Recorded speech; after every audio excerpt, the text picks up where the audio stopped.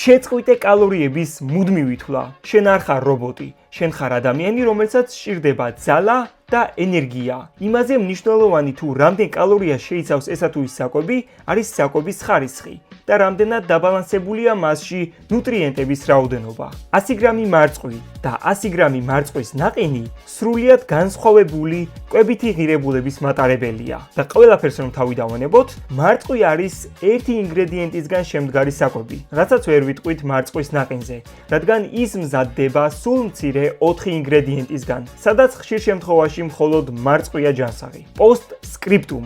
არ დაუჯერო ისეთ კვების ექსპერტებს, რომლებიც გეუბნებიან, რომ თავარია შექმნა კალორიების დეფიციტი და მნიშვნელობა არ აქვს რას შეჭამ. წონაში მაინც დაიკლებ. მარტივი კითხვა დაუსვი საკუთარ თავს. თუ მე შევჭამ ქათმის ხორცს ან ლობიოს, იგივე გავლენას მოახდენს ჩემს ორგანიზმზე, რასაც ზეხვი და სოსისი. რა თქმა უნდა, არა. თუ გინდა ისწავლო ჭკვიანური კვება და შეეშვა უაზრო დიეტების კეთებას, მომწერე Instagram-ზე და ჩავნიშნოთ ვიდეოზარით კონსულტაცია.